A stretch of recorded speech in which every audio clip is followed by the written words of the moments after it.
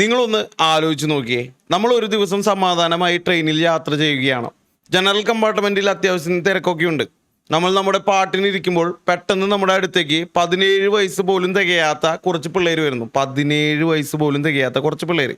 അവരുടെ കയ്യിലാണെങ്കിൽ വടിവാളും കത്തിയുമുണ്ട്.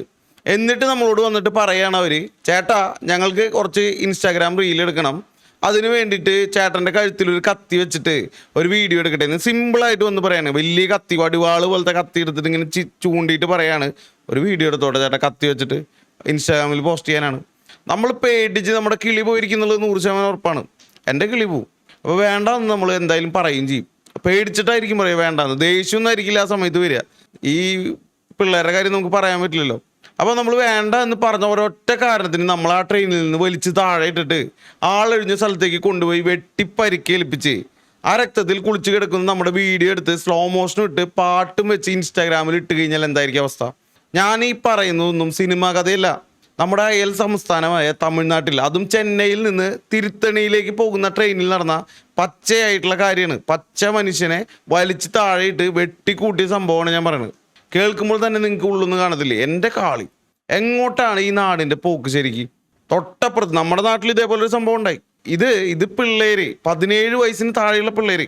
Social media എന്ന് പറയുന്നത് ഇന്ന് പലർക്കും ഒരു വിനോദം എന്നതിലുപരി ഒരു അസുഖമായി മാറിയിരിക്കുകയാണ്. ലൈക്കിനും ഷെയറിനും വേണ്ടി എന്ത് തോന്നിവാസവും കാണിക്കാവുന്ന ഒരു സാഹചര്യം. ഈ സംഭവം കേൾക്കുമ്പോൾ ഏറ്റവും കൂടുതൽ നമ്മളെ അത്ഭുതപ്പെടുത്തുന്നതും ഭയപ്പെടുത്തുന്നതും വേറൊന്നുമല്ല, ഈ ക്രൂരത ചെയ്ത ആരും തന്നെ പ്രായപൂർത്തിയായവരല്ല എന്നതാണ്. എല്ലാവരും 17 വയസ്സിന് താഴെയുള്ള സ്കൂളിൽ പഠിക്കേണ്ട പ്രായത്തിലുള്ള കുട്ടികൾ. ഒഡീഷയിൽ നിന്ന് ജീവിക്കാൻ വേണ്ടി എന്തെങ്കിലും ജോലി ചെയ്ത് പട്ടിണി മേറ്റാൻ വേണ്ടി തമിഴ്നാട്ടിലേക്ക് വന്ന സൂരജ് എന്ന പാവം പയ്യനാണ് ഇവരുടെ ക്രൂരതയ്ക്ക് ഇരയായത്. അവനെ കണ്ടപ്പോൾ ഇവന്മാർക്ക് തോന്നി, ഇവനെ വെച്ച് ഒരു പ്രാങ്ക് വീഡിയോ അല്ലെങ്കിൽ ഒരു റീല് ചെയ്താലൊന്ന്. അവൻ ഹിന്ദി അല്ലെങ്കിൽ ഒഡിയ സംസാരിക്കുന്നത് കൊണ്ട് ഇവന്മാർ പറയുന്നത് അവൻ മനസ്സിലായി കാണില്ല. അതായത് അവൻ ഒഡിയ അല്ലെങ്കിൽ ഹിന്ദി അല്ലേ സംസാരിക്കുന്നത്. അപ്പോൾ ഇവന്മാർ പറയുന്ന കാര്യം അവന് മനസ്സിലായി കാണില്ല, അല്ലെങ്കിൽ പേടിച്ച് കിളി പോയിട്ടുണ്ടാവും. ആ പയ്യൻ, ആ പാവം പയ്യൻ, സൂരജ് എന്ന് പറഞ്ഞ പാവം പയ്യൻ വീട്ടിലെന്തൊക്കെ പ്രശ്നങ്ങൾ കാരണം, വീട്ടിലെ പ്രശ്നങ്ങളല്ല, ഇവിടെ നാട്ടിൽ വന്ന് ജീവിക്കാൻ വേണ്ടിയിട്ട് വരുന്നതാണ് വീട്ടിൽ നിന്ന്. അപ്പം അങ്ങനെ ഒരു പയ്യൻ, അത്രയും കഷ്ടപ്പെടാൻ വേണ്ടി വരുന്ന ഒരു പയ്യൻ, ആ പയ്യൻ എതിർത്തപ്പോൾ ഇവർക്ക് ഇഷ്ടപ്പെട്ടില്ല. അവന് വലിച്ച് മൃഗീയമായി ആക്രമിക്കുകയായിരുന്നു. ഇതിലെ ഏറ്റവും വലിയ ട്രാജഡി എന്താണെന്ന് വെച്ച് കഴിഞ്ഞാൽ, ഇവന്മാർ ഈ കൃത്യം ചെയ്തതിന് ശേഷം പേടിച്ച് ഒളിക്കുകയല്ല ചെയ്ത്. ആ പയ്യന് വെട്ടിയ ശേഷം ആ രക്തം പുരണ്ട കത്തിയും പിടിച്ച് ആ പയ്യൻ വീണ് കിടക്കുന്ന ദൃശ്യങ്ങളും ചേർത്ത് മാസ് പാട്ട് വിട്ട് ഇൻസ്റ്റാഗ്രാമിൽ പോസ്റ്റ് ചെയ്യുകയായിരുന്നു. അവർ നിയമത്തെയോ പോലീസിനെയോ ഒട്ടും തന്നെ പേടിയില്ല എന്നതിൻ്റെ ഏറ്റവും വലിയ തെളിവാണിത്. ആരെങ്കിലും ചെയ്യൂ? ഞാൻ ഒരു സിനിമയുടെ കാര്യം പറയാം. ഞാൻ മഹാനല്ല ഈ സിനിമ, കാർത്തിയുടെ സിനിമ. ആ സിനിമയിൽ മാത്രമാണ് ആ സ്വഭാവമുള്ള തനി പിള്ളേർ. ഞാൻ വേറൊരുത്തിലും കണ്ടിട്ടില്ല ഇതുപോലെ. എങ്ങനെ ഇവർക്ക് പറ്റണേ? മനുഷ്യനെ പച്ചയ്ക്ക് വെട്ടുക എന്ന് പറഞ്ഞു കഴിഞ്ഞാൽ എങ്ങനെ ഇവർക്ക് പറ്റണേ? അത് റീൽസിന് വേണ്ടി. ആ കാരണമാണ് ഏറ്റവും വലിയ കാര്യം.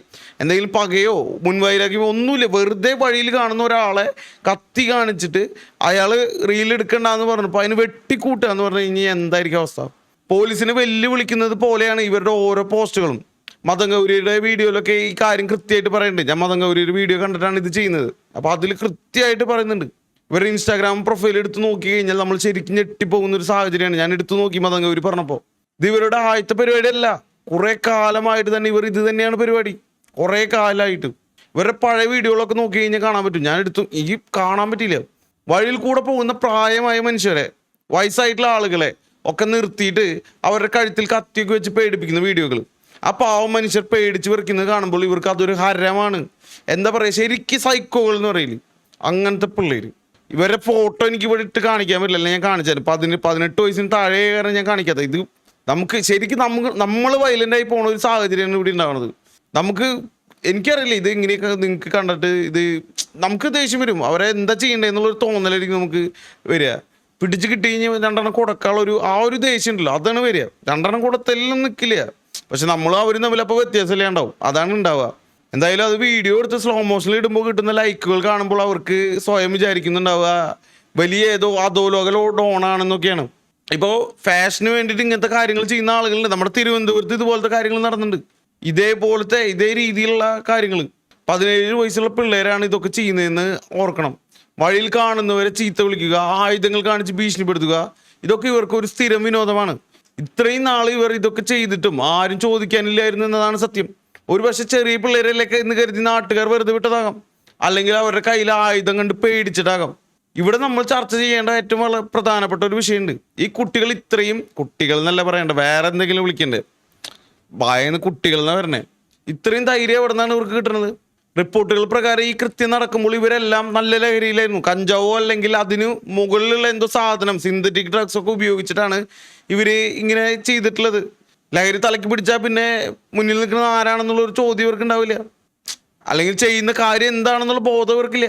ഈ പ്രായത്തിൽ പെൻസിലും പുസ്തകവും ഒക്കെ പിടിക്കേണ്ട കൈകളിൽ എങ്ങനെയാണ് വടിവാളും കത്തിയൊക്കെ വരുന്നത്? ഇതിന് പിന്നിൽ ഇവരെ നിയന്ത്രിക്കുന്ന വേറെ എന്തെങ്കിലും കാര്യങ്ങളുണ്ടാവും? അതോ സിനിമകളിലെയും വെബ് സീരീസുകളിലേക്ക് വയലൻസ് കണ്ടിട്ട് അത് അനുകരിക്കാൻ ശ്രമിക്കുന്നതാണോ? അങ്ങനെയാണെങ്കിൽ എല്ലാവരും അനുകരിക്കണം. പക്ഷേ ഇവരെ കൃത്യമായിട്ട് ട്രെയിൻ ചെയ്യിപ്പിക്കണം. ഇവർക്ക് എന്തായാലും ഇനി ചെറിയ പിള്ളേരായ കാരണം, ചെറിയ പിള്ളേരെന്ന് തന്നെ മനസ്സിലായിരുന്നേ, ചെറിയ മൃഗങ്ങളായ കാരണമാണ് ഇവർക്ക് എന്താ പറയുക, ഇവർക്ക് പ്രൊട്ടക്ഷനൊക്കെ ഉണ്ടാവും. അതായത് നിയമം വഴി സപ്പോർട്ട് ഉണ്ടാവും. കൂടി വന്നു കഴിഞ്ഞാൽ ഒരു 3-4 കൊല്ലം കഴിഞ്ഞ് കഴിഞ്ഞാൽ അങ്ങനെ ആവാനേ വഴിയുള്ളൂ, അറിയില്ലേ നമുക്ക്.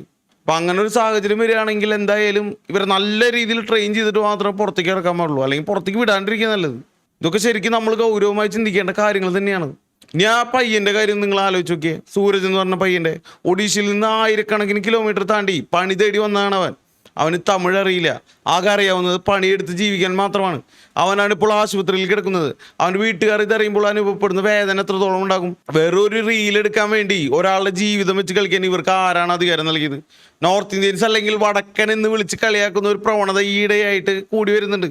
അതിൻ്റെ ഒരു ഭാഗം കൂടിയാണ് ഈ ആക്രമണം എന്നും കൂടി സംശയിക്കേണ്ടിയിരിക്കുന്നു. പക്ഷെ ഇവരതൊന്നും ആയിരിക്കില്ല. അതായത് വംശീയത അത് ആരായാലും എവിടെ ചെയ്താലും തെറ്റ് തന്നെയാണ്. റേസിസം ഒക്കെ ഉണ്ടായിരിക്കും. ഇവർക്ക് ശരിക്കും കുറച്ച് മെൻ്റലും കാര്യങ്ങളൊക്കെ, മെൻ്റൽ എന്ന് പറഞ്ഞാൽ സൈക്കോ ആയിരിക്കും, ഭ്രാന്തായിരിക്കും പിള്ളേർക്ക്. നമ്മൾ വേറെ ഒരു നാട്ടിൽ പോകുമ്പോൾ നമ്മളെ അവിടെയുള്ളവർ ഉപദ്രവിച്ചാൽ നമുക്ക് അത് സഹിക്കുമോ? ഇല്ലല്ലോ. അപ്പോൾ നമ്മുടെ നാട്ടിലേക്ക് വരുന്നവരോട് നമ്മൾ ആ മര്യാദ കാണിക്കണം. ശരിക്കും പറഞ്ഞു കഴിഞ്ഞാൽ അതൊക്കെ ഇവരെ പറഞ്ഞ് പഠിപ്പിക്കണം. എന്തായാലും പോലീസ് ഇവരെ പിടികൂടിയിട്ടുണ്ട്. അതാണ് ആ ഏക ആശ്വാസമായിട്ടുള്ളത്. ഇവർ ഇനി ജുവനൈൽ അല്ലെങ്കിൽ പ്രായപൂർത്തിയാകാത്തവർ ആയതുകൊണ്ട് നിയമത്തിൻ്റെ പഴുതുകൾ ഉപയോഗിച്ച് ഇവർ പെട്ടെന്ന് പുറത്തിറങ്ങുമോ എന്നൊരു പേടി എല്ലാവർക്കും ഉണ്ട്. 17 വയസ്സ് എന്നത് അത്ര ചെറിയ പ്രായമല്ല.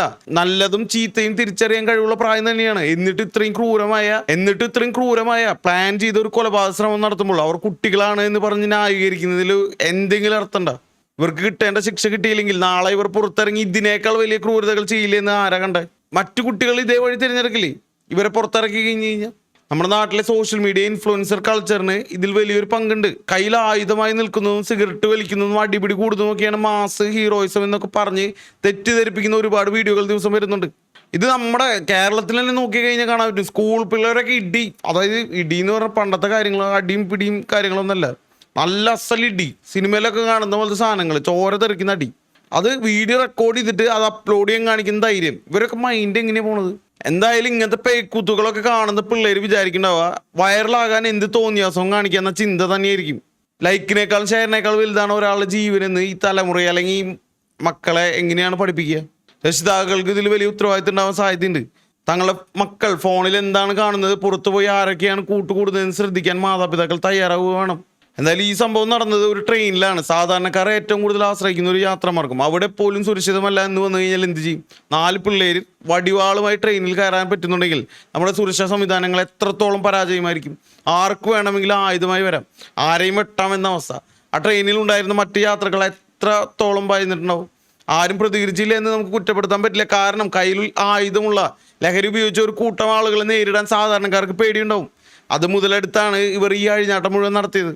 ഇൻസ്റ്റാഗ്രാമിൽ ഫോളോവേഴ്സിനെ കൂട്ടാൻ വേണ്ടി ഇവർ കാണിച്ചു കൂട്ടിയ കോപ്രായങ്ങൾ ഒടുവിൽ എത്തിച്ചേർന്ന ജയിലിലാണ്. എന്തായാലും ഞാൻ അറിയാൻ കഴിഞ്ഞത് ഈ ഒരു മനുഷ്യന് ഈ വെട്ടൊക്കെ കിട്ടിയിട്ട് അതിനുശേഷം അവിടുന്ന് എഴുന്നേറ്റ് പോയിട്ട് അവിടെ വഴിയിൽ കണ്ടവരാണ് എന്താ പറ്റിയെന്ന്, നിനക്ക് ചോരയൊക്കെ ഒളിച്ചിട്ടല്ലേ വരണേ, കുറച്ച് ബോധമൊക്കെ വന്ന സമയത്ത് എഴുന്നേറ്റ് പോയിട്ടാണ് ഹോസ്പിറ്റലിൽ എത്തുന്നത്. ആൾക്കാർ കൊണ്ടെത്തിക്കുകയാണ്, ഗവൺമെൻറ് ഹോസ്പിറ്റലിൽ. എന്തായാലും പറഞ്ഞിട്ട് കാര്യമില്ല. ഇവരെ ഒന്നും നമുക്ക് നന്നാക്കാൻ പറ്റുമെന്നൊന്നും അറിയില്ല. ഇവരെ ഇതുപോലെ നമ്മളൊരു കൂട്ടമായി ജീവിക്കുന്ന ആളുകളായതുകൊണ്ട് തന്നെ നമ്മളെ ഉപദ്രവിക്കുന്ന, നമ്മളെ വേദനിപ്പിക്കുന്ന, അല്ലെങ്കിൽ നമ്മുടെ സമൂഹത്തിൽ ജീവിക്കാൻ പറ്റാത്ത ആളുകളെ, എല്ലാ നിയമങ്ങളും അനുസരിച്ച് ജീവിക്കാൻ പറ്റാത്ത ആളുകളെ ഒരിക്കലും സമൂഹത്തിൽ ഇറക്കി വിടരുത്. അവരെ ഏതെങ്കിലും രീതിയിൽ ഇവിടുന്ന് സമൂഹത്തിൽ നിന്ന് മാറ്റി പാർപ്പിക്കണം. നന്നാവാന്ന് തോന്നുകയാണെങ്കിൽ മാത്രം അവരെ പുറത്തേക്ക് ഇറക്കി വിടാൻ പാടുള്ളൂ. ഇതുപോലുള്ളവരൊക്കെ എന്താ ചെയ്യേണ്ടല്ലേ?